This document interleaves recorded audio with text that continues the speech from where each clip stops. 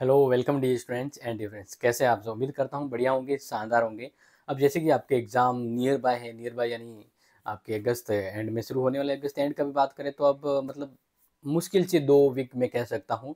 तो अब बस से 2 वीक हैं, तो इसमें कैसे तैयारी करें। मान लीजिए कुछ ऐसे स्टूडेंट भी है जो ये कहेंगे यस हाँ कि सर हमने तो अभी तैयारी कुछ नहीं की है, अब क्या करें। तो ऐसे मोस्ट ऑफ स्टूडेंट हैं और वो स्टूडेंट जो तैयारी तो कर रहे हैं, फिर भी एक फील नहीं आ रहा है कि भाई एग्ज़ाम की तैयारी बढ़िया हो रही है। तो यहाँ पर मैं शॉर्ट अपडेट में, शॉर्ट वीडियो में आपको ये बताऊंगा कि कैसे आपको एक बेस्ट तैयारी करनी है ताकि एग्ज़ाम है ना वो आप अच्छे से क्रैक कर पाए, यानी 2 वीक गुड। 2 वीक गुड, तो ऐसी तैयारी कैसे करना है, तो वही सिंपल थिंग्स यहाँ पर मैं आपको बता रहा हूँ। और उम्मीद करता हूँ कि ये शॉर्ट जो हेल्पफुल आपको जो कंटेंट बता रहा हूँ वो अपने दोस्तों को जी ज़रूर शेयर करें, क्योंकि लास्ट टाइम में जो भी आपको मी एंड माई टू क्लास में बताया जा रहा है वो बहुत इंपॉर्टेंट होता है। देखो, सबसे पहले क्या करें, एक सिंपल सा, अगर मान लीजिए आप जैसे आज ही शुरू कर रहे हैं या कर ही शुरू कर रहे हैं, ठीक है ना, यानी डे 1 पूरा 14 दिन का वन डे नहीं बताऊंगा, एक ट्रिक के साथ बताऊंगा। कुछ ट्रिक्स टिप्स जो है ना वो काम करेगी। तो देखो, वन डे जैसे हम बात करते हैं कैसे करना, यानी मतलब मॉर्निंग, आफ्टरनून और इवनिंग में कैसा होना चाहिए, पैटर्न किस प्रकार से करना। तो सबसे पहले तो वन थिंग जो आपको पता होनी चाहिए वो है सिलेबस। आपको जो भी आपके सब्जेक्ट हैं उसका सिलेबस पता होना चाहिए, यानी सिलेबस को लिस्ट करें। सिलेबस को लिस्ट करें ताकि आपको पता रहे। इसके बाद उस सिलेबस को कौन कौन से उसमें यूनिट है, जैसे मान लीजिए टोटल यूनिट 5 यूनिट होते हैं, तो जो यूनिट और चैप्टर है वो आपको पता होना चाहिए। तो पहले सिलेबस लिस्ट करेंगे तो ये आपको आइडिया आ जाएगा। फिर क्या करना है, मैं आपको यहाँ पर सिंपल बता रहा हूँ कि लिस्ट करने के बाद आपके उसमें से टॉपिक बनेंगे, उसमें टॉपिक बनेंगे या यूनिट बनेंगे, ठीक है, समझिएगा। अब मान लीजिए आप यूनिट के अकॉर्डिंग देख रहे हैं, तो फिर क्या करना है, नोट कर लेना सेकंड पॉइंट कि यूनिट को 3 कैटेगरी में बांट लो। कितनी कैटेगरी में बांट लो, 3 कैटेगरी में बांट लो यूनिट को। अब ऐसा क्यों, क्योंकि ये बहुत सिंपल थिंग्स जो है बता रहा हूँ। देखो, 3 कैटेगरी में बांटना है। 3 कैटेगरी कौन कौन सी, तो इसको समझ लीजिए। 3 कैटेगरी का मतलब यहाँ पर हम लेंगे कि एक वो जो सबसे स्ट्रॉन्ग है, सबसे स्ट्रॉन्ग मतलब आप उस टॉपिक को बहुत अच्छे से कर सकते हैं। तो स्ट्रॉन्ग अगर है मतलब कम रिवीजन करना पड़ेगा, कम रिवीजन। तो वो टॉपिक सिलेक्ट कर ले कि भाई ये मेरा स्ट्रॉन्ग पॉइंट है और मैं आराम से कर सकता हूँ, इसको कम जरूरत पड़ेगी। इसके अलावा नेक्स्ट है मिड। मिड मतलब मीडियम टाइप का, जिसको हम मिड टाइप भी कह सकते हैं। आप जैसा कहें कि भाई ये टॉपिक ऐसा है जो आता भी है, मतलब ज़्यादा टेंशन वाली तो बात नहीं है, तो इसको मतलब क्या करना है, इसको थोड़ा प्रैक्टिस, उसको थोड़ा समय देना है।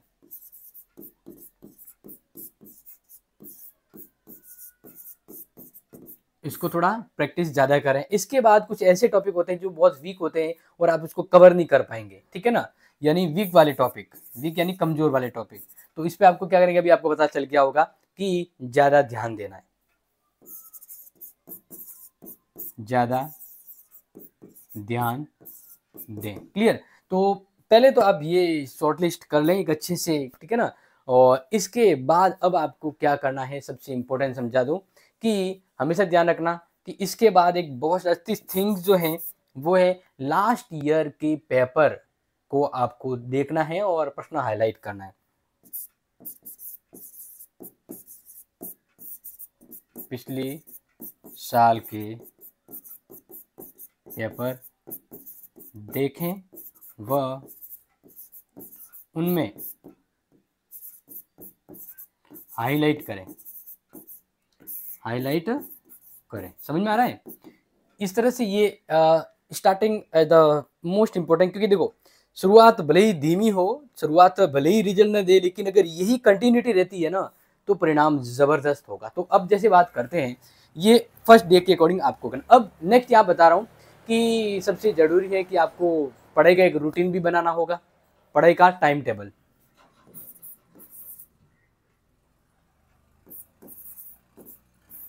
पढ़ाई का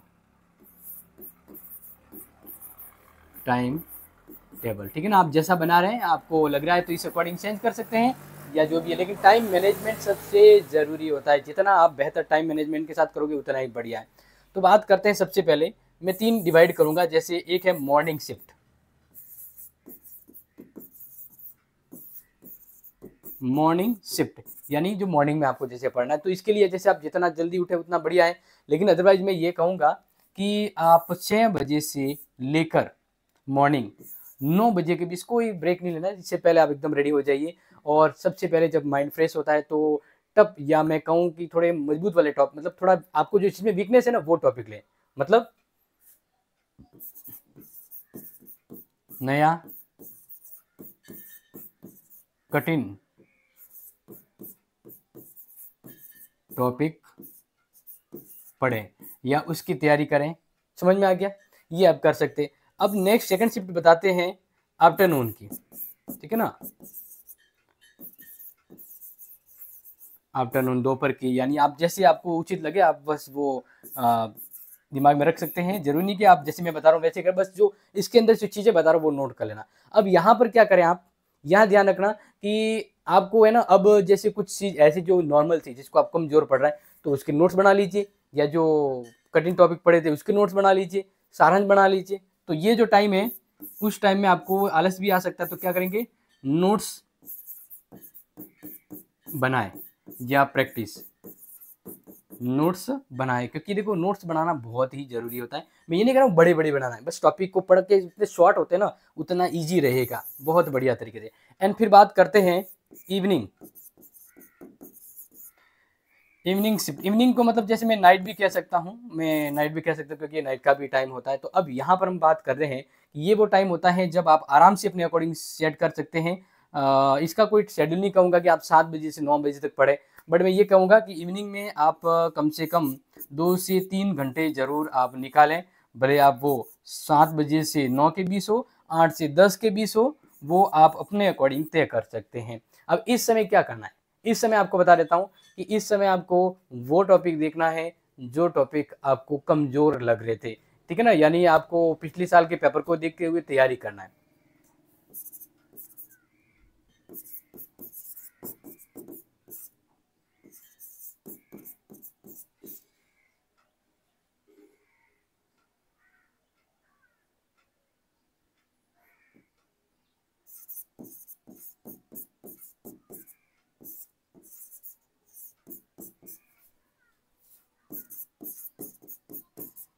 प्रश्न उत्तर को तैयार करें, क्योंकि काफी बार क्या होता है बस पढ़ते ही जाते हैं, पढ़ते ही जाते हैं, पढ़ते ही जाते हैं, उसका कोई फिक्स कोई ठिकाना नहीं होता है। तो आपको ये भी पता होना चाहिए कैसा प्रश्न बन सकता है, किस तरह से हो सकते हैं।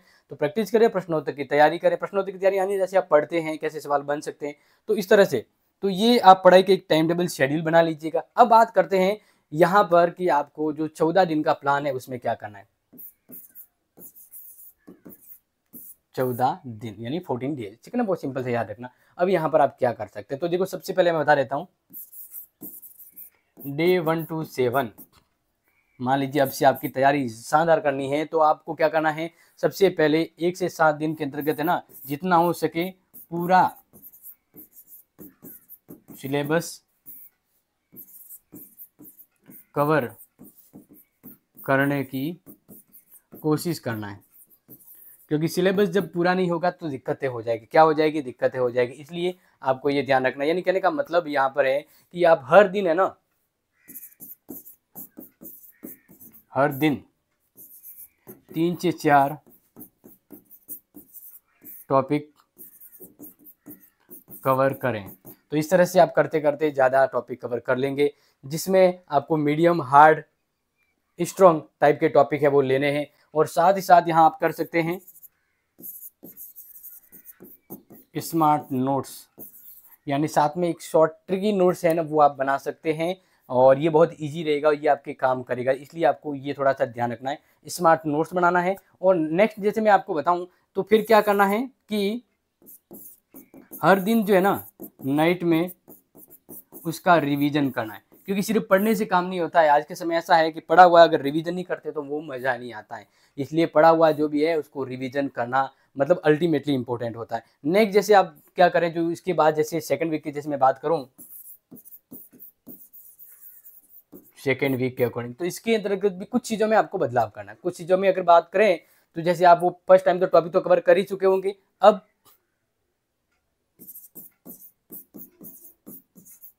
हर दिन 5 से 6 टॉपिक कवर करना। अब स्पीड थोड़ी ज़्यादा करनी है और पिछले साल के प्रश्नों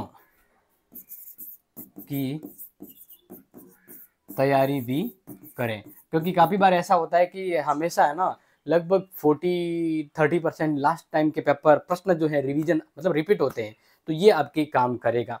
चीज़ थोड़ा बहुत सिंपल है, इसे से याद रख लीजिएगा, ठीक है ना, और अच्छे से नोट कर लेना। बाकी तो आप सभी को पता है जितना रिवीजन करोगे उतना बढ़िया है। रिवीजन सभी टॉपिक का जो आप पढ़ रहे हैं उन टॉपिक का रिवीजन करते जाइए उसी महीने में। फिर हम बात करते हैं कि आपने जो बनाए हैं जो नोट्स वगैरह, उसकी आपको क्या करना है, प्रैक्टिस।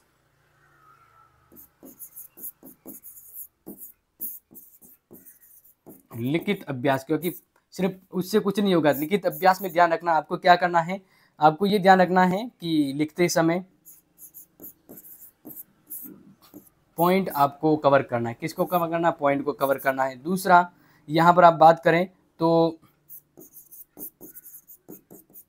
लिखावट सुधारें, नहीं सुधरी है तो सुधारें, क्योंकि इसका बहुत ज़्यादा फर्क पड़ता है। राइटिंग का नंबर कटते नहीं, कट जाया करते हैं, इसलिए आपको ये बताना चाहूँगा।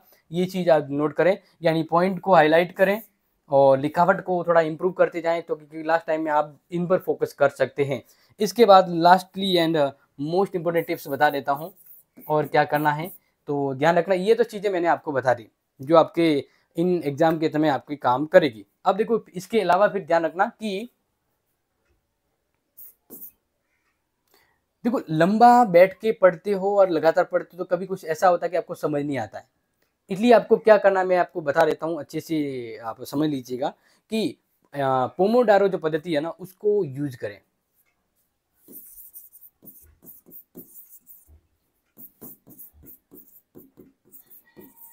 पोमोडारो टेक्निक, इसका मतलब क्या होता है कि 25 से 30 मिनट के बाद 5 मिनट का आपको क्या लेना है, ब्रेक लेना है। इससे क्या होगा, थोड़ा रिफ्रेशमेंट होगा और आप पढ़ाई करके तो कोई दिक्कत नहीं होगी, ध्यान रखना। और दूसरा आपको रिटर्न वर्क, क्योंकि एग्जाम जो है वो रिटर्न है तो आप लिखने की प्रैक्टिस कीजिए, ठीक है ना। रिटर्न वर्क एंड लिख कर याद कीजिए। इससे क्या होगा, आपकी राइटिंग भी सुधरेगी और अच्छे से लर्न भी होगा। और आप ये जो टेक्निक अपनाते हैं इससे बहुत ही इंपॉर्टेंट रहेगा। इसके अलावा नेक्स्ट बात करें तो डिस्ट्रैक्शन होने वाली चीज़ों से बचे। क्लियर। और मान लीजिए कि कुछ समझ नहीं आ रहा है लास्ट में, तो आप सभी को पता है मैराथन क्लास क्या आएगी बाद में, आपको marathon class and live class आपको अटेंड करना है, ठीक है ना। इसलिए अब देखो यहाँ पर मैंने काफ़ी बार जिक्र किया नोट्स। मान लीजिए कि अगर नोट्स नहीं है तो आप बढ़िया है कि नोट्स जो मिले उसको बाय करें, लेकिन सेल्फ नोट्स भी बढ़िया है, तो ये चीज़ें आप फोकस करें, ठीक है। इसके अलावा मान लीजिए कुछ ऐसे टॉपिक है जो आपको सेल्फ नहीं आ रहे हैं, तो मैंने आपको बताया है आप हेल्प ले सकते हैं। आप हेल्प ले सकते हैं, पढ़ाई में हेल्प लेने से नहीं बचना है। आप जितना हो सके, जैसे मान लीजिए मोस्ट ऑफ स्टूडेंट ऑनलाइन पढ़ते हैं, तो ऑनलाइन पढ़ते हैं तो उनके ऑटोमेटिकली कवर हो जाती है, नाइट की पढ़ाई तो ऑटोमेटिक हो जाती है। फिर जो नाइट को पढ़ा है वो मॉर्निंग में रिवीजन कर दो, ये भी काम करता है। जो आप क्लास ले रहे हो उसको नोट्स बना दिए, अगले दिन रिवीजन करो, बस यही रूटीन अपनाते रहो। और एग्जाम जैसे नज़दीक आ रहे हैं तो जितना आपने पिछला नोट किया है उसको एक बार वापस से नोट किया करो, ठीक है ना। और इसके बाद मान लीजिए कोई अगर ये कि सर हमारे पास लास्ट ईयर का पेपर वगैरह नहीं है, तो फिर क्या करना, आपको मॉडल पेपर, आपको क्या करना है, मॉडल पेपर और मोस्ट क्वेश्चंस, ये दोनों आपको तैयार करने हैं। इन दोनों को तैयार करने के बाद फिर आप एग्ज़ाम देने जाते हैं तो कोई इश्यू नहीं होगा और हमारी ओर से हर साल मॉडल पेपर इंपॉर्टेंट क्वेश्चन दिए जा रहे हैं। तो फिलहाल ये शेयर करें और इस टेक्निक को अपनाएँ, बाकी मैं आपकी अगली हेल्प के लिए तैयार हूँ। तो share it, love it. Thank you so much. जय हिंद, जय भारत।